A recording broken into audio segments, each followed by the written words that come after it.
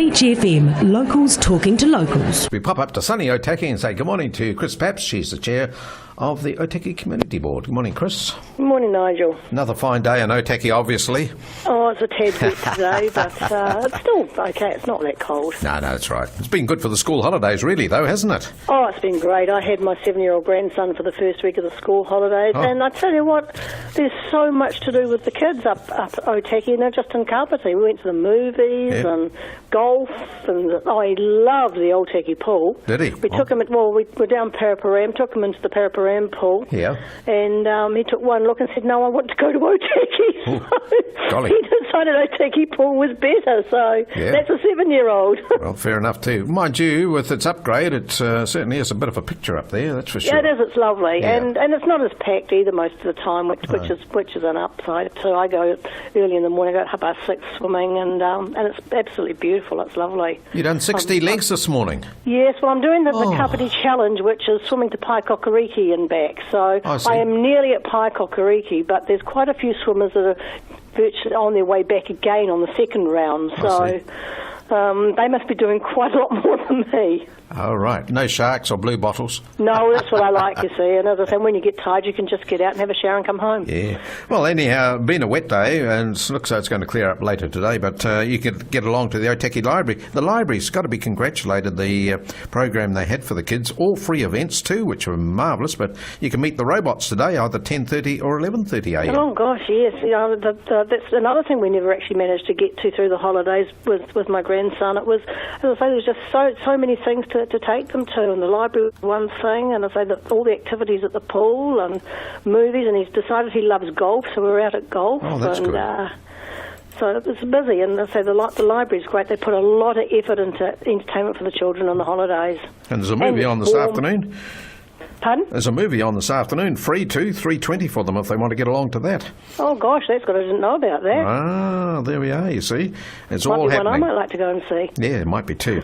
Now, that's the Otaki Library Entertainment. Now, you better be supporting your Rahui rugby team tomorrow for the semi-final against Waikanae. I'm a little conflicted there, Nigel. You know that. You know my son played for Waikanae. Yes. I've been a Waikanae supporter for years, so I might have to just sort of, sit and hope for both sides. I think this weather might play into one of the teams. I think Rahui might enjoy the wet weather, to be quite honest. Some of them are league boys, and they play in mud baths, don't they, quite often? That's right. Yeah.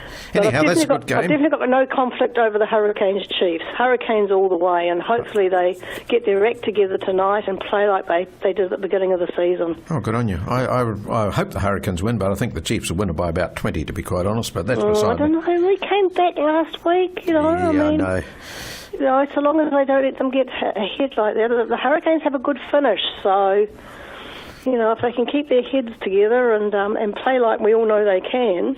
And TJ Perenara doesn't kick the ball back to them all the time like he's been doing. That's frustrating. Oh, it's terrible, isn't it? However, that's tonight. We'll worry about that. It's a fine night in Wellington at the moment, and it's going to be about 10 degrees. Now, an event on Sunday, the Otaki Bridge crossings. Now, Eric Matthews got an information day there. Yes. Now, when you said that, I rang up Trevor Wiley and found out exactly what it is. Apparently, there's this big piece of concrete that it's been around for years, and well, who knows how long, and nobody knows exactly what it is, who put it there, where it came from, and Eric Matthews has tried to find the history of this jolly thing. Yes. And nobody knows, but apparently it looks man-made, and apparently it's got a dip in the top of it, and it's got a big base on it.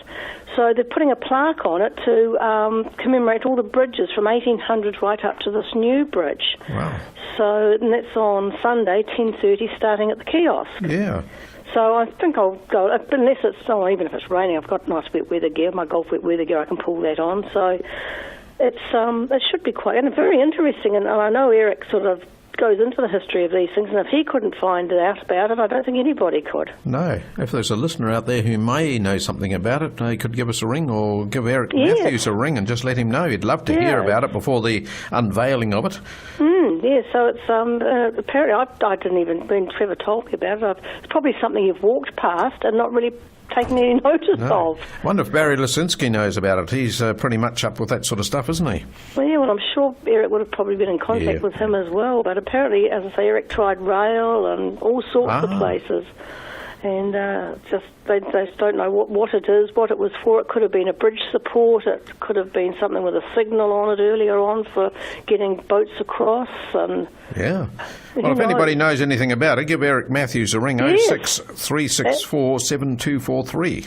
Absolutely. Or let him know on the day. Now, you got the Otaki scholar arrived at Otaki College? Yes, yeah, I went to the Pulphery at the Rakawa Marae yesterday, the young lad's Cameron Stephen, and he is the 81st Otaki scholar and the 75th Otaki scholar to come to New Zealand. So that's quite some feat that this has been going on for so long. And it's to commemorate, of course, we all know the sinking of the SS Otaki in World War One.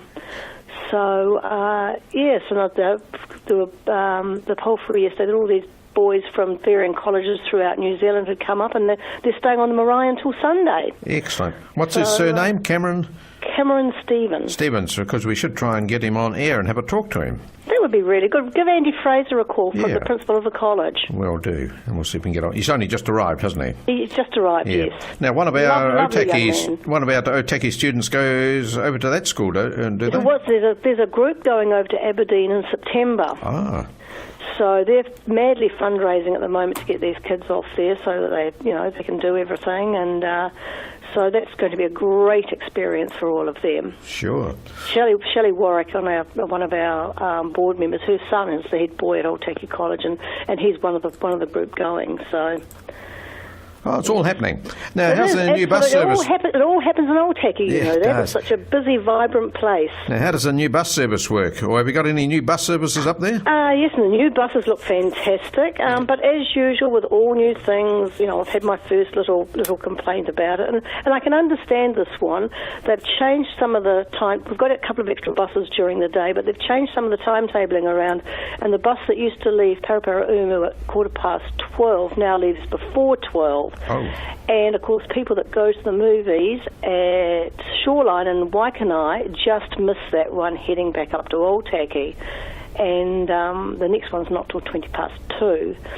So we might just see if we can have a little word with the timetabling people and see if there's something we might be able to do to bring that back, because it's not actually meeting a train, that one, because it goes from Paraparaumu through to Otaki. So it doesn't matter if it misses a train, because it's as I say, most people will be there, and if you've got to wait another 10 minutes when you get off the train for the bus, it doesn't really matter. But if you've got to wait for 2 hours after a movie, that's a big deal. Yes, that's dead right. All right, speak to Penny Gaylor about that. I think probably just the person at the regional council that organises all the busing is probably the way to go this way for that, because it's. I don't think it'd be a big deal. I'm sure it wouldn't, because I don't know if the bus has to be anywhere else at a certain time, and that's how the timetabling works. So it's worth having a chat anyway and just see what they can do. Well, thanks for your time this morning, Chris. Have a nice few days off now the grandkids are gone home, and enjoy your golf. Okay, thank you very much, Nigel. You have a good weekend too. Thank you. Chris Papps, Chair of the Otaki Community Board. 106.3 Beach FM.